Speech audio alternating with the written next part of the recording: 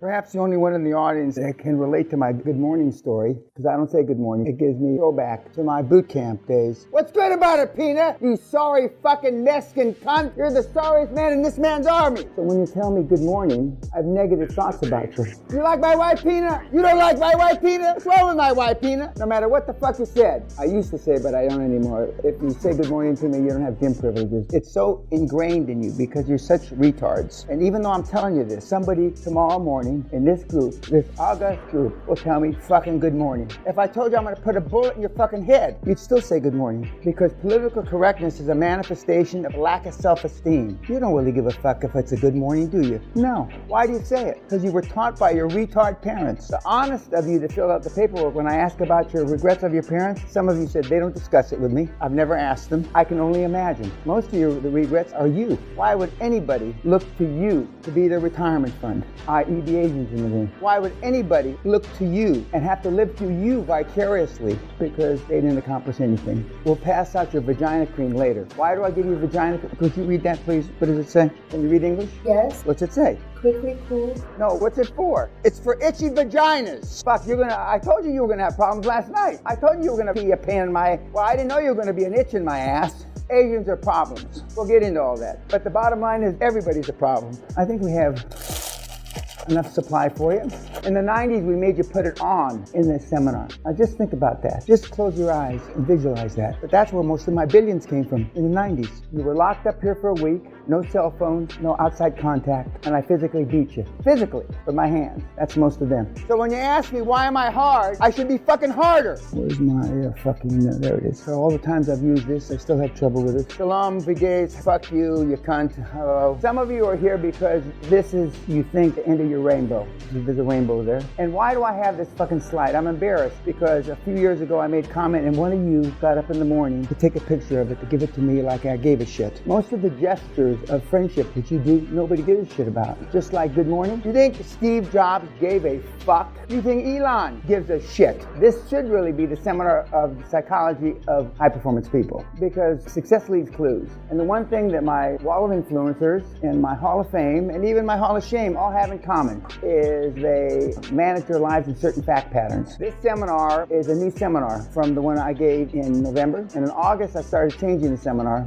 this year. We tested things in August, we tested them in September, and we tested them October and November. And this is the derivation of those changes. And the results from August, October, and November are unprecedented. We have a young active duty military kid who attended the seminar that he left here September 1 to, from the day he left here, as I said last night, to the day he closed, 2 deals simultaneously was 117 days. That has not been done in 20 years. Closed the deal, got his anchor chairman, got his dream team, got his accountants, got his lawyers, picked an industry, and closed 2 deals simultaneously on the 29th of December, I believe, 117 days. And we've made the seminar better since he left. And you'll see, you're going to be the, I don't know, guinea pig's the right word, but guinea pig's good enough. You all look like pigs to me.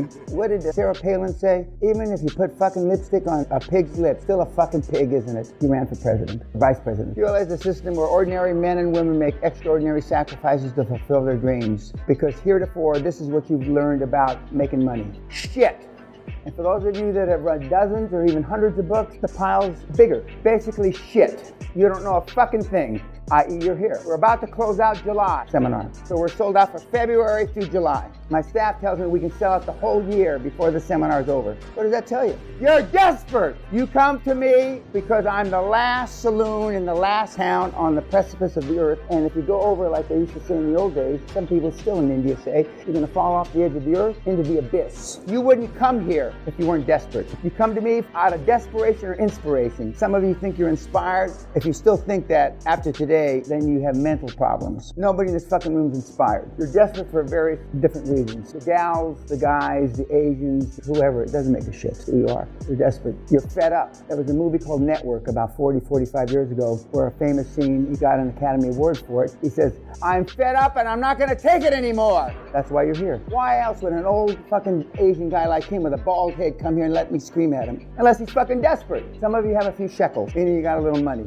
My wife lost in fur coat coats at airports, more net worth than this whole motherfucking room has. So even those of you that have a few shekels don't have any money because of this. There you are. Some of you even look like this poor fucker. There you are. You got to get to your relatives, your friends, just your general guilt because you got low self-esteem, society, fear to get to your goals. No wonder very few of you have ever reached your goals. And the biggest reason, you can't save families without saying lies. You cannot save, I know this is a slow group. I said this to kids at the Naval Academy. They were slow to the Navy. You can't save families without saying lies. Your families fucked you up. And more importantly, your mommy and daddy fucked you up. Self-esteem is built the first 7 years of life, arguably 8 years. Who are you with the first 7 or 8 years of life? Mama, daddy, maybe. He's probably gone. Some of you are the product of single parents, and look at how well that turned out. For those of you that think single parents can raise you as good as two parents, you're full of shit. I'll go back to the shit pile. That's what they talk about now. Show me your friends and I'll show you your future. I've asked all the audiences I speak to, and we're going to talk about all the schools I talk about in pro bono, because 2/3 of my time is free now.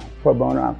I'm not giving back, so don't attribute any bullshit to me. It's the easiest way to reach the most people of influence for the next generation, is go to universities. Back in the 90s, I talked at grammar school, not grammar schools in the British sense, but grammar schools first 6 years, and the kids were too shocked. I tried junior high school back in the 90s. The kids couldn't take it. So I've settled in on universities, but it's my way of reaching the next generation. And why haven't you accrued any money? Because this is how you were raised, most of you. Money's dirty. Money's not important. Other values are more important, so how do you ever get here? You don't. There's some people sitting in this room, and for sure on YouTube, that over the holidays they heard money's dirty, or a derivative thereof. We don't need money. Things are more important. And that's why the millennials are fucked. For those of you that want to save the world, go create something, a service, a product that changes 1 billion lives, i.e. Zuckerberg and Facebook. By definition, you'll change the world, and by definition, you'll become, not instantly, but you'll create generational wealth, and that's what we're here to do. We're here to create in 3 to 7 years what normally takes a generation. A generation is between 20 and 25 years, depending on these numbers you look at. In your entire lives, what have you seen?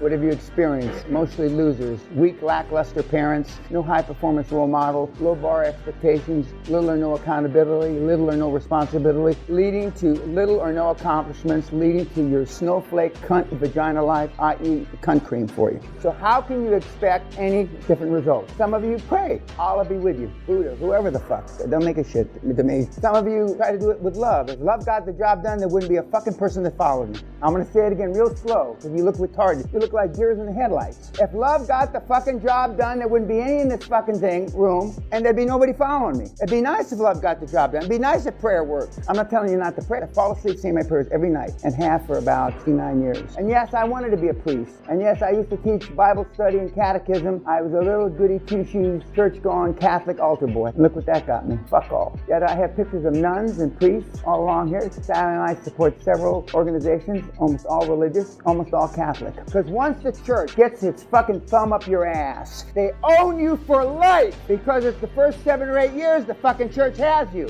And when are you building self-esteem? The first 7 or 8 years. So the Catholic Church has its thumb this far up my ass. And when it jerks, I jerk. And I know it intellectually, but I still do it. I can't help myself. And I never experienced any sexual abuse. I did experience physical abuse. I used to get the shit beat out of me by fucking nuns. They beat me like a rented mule. Thank God for that. Nuns can't beat you anymore. One of the biggest holy order, it's actually called Holy Family, and I'm talking to the mother superior from Rome, and she says, it worked, Mr. Pena, but we can't do it anymore. It worked, but we can't do it anymore. And why can't we do it anymore? Political correctness. Now, as I said last night, I'm the only guy in town that's created millions, tens of millions, hundreds of millions, billions, tens of billions, and even fucking hundreds of billions.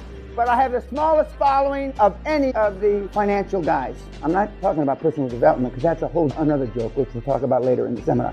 There's nobody that can say this. Not one swinging dick or pair of tits on the planet can say this. Yet why do you listen to their podcasts? Why do you read their books? Because they say it's possible even for a fat fucking bald Indian to make it. And they're lying to him, because he can't until he came here. When you were growing up, some of your parents said you can be anything you want. That's a fucking lie of the first degree. You can't. In this country, unless you went to Cambridge or Oxford, with rare exception of another one of the 2 or 3 schools, you can't be prime minister in this country. It's a fucking lie. Unless you're one of the 3 or 4 or 5 distinct families of heritage in America, and you went to an Ivy League school, with rare exception, you can't be president of the United States. That's a fucking lie. Why do your parents tell you it? And that's how the lie gets perpetuated. I'm a first-generation Mexican. My mother and grandmother swam the Rio Grande River illegally, entered the country as illegal aliens in 1924. And I'm for building the wall. I'm for building the wall, and I came up with how to pay for the motherfucker before all these other guys. I Chapo's money, the drug money, and it's only $35 billion that we've confiscated to pay for the wall. The wall had already been done. And now Senator Ted Cruz, Chuck Norris, who used to be a neighbor of mine when I lived there anyway, are saying they'll build the wall with his drug money. I said it on the Joe Rogan show almost 2 years ago. It's an easy way. Why are you here? You're not here because I've known 5 presidents. 3 of those presidents are from those elite families I alluded to. I had the pleasure of meeting all of them. And yes, I knew President Trump before he was president in a different lifetime. I was blessed to be a neighbor of George Bush Sr. And I met John Kennedy, Richard Nixon, and Bill Clinton in other situations in my life. And not because I've met 5 secretaries of state, Kissinger, Schultz, Vance, Warren Christopher, and Hillary Clinton. You're not here. Some of you don't even know that. You're not here, I believe, because I've met prime ministers, Secretary General of NATO, governors, senators, ambassadors, generals, and admirals. That's not why you're here. You're here because you're fucking desperate, and I'm your last chance. Goodbye, YouTube.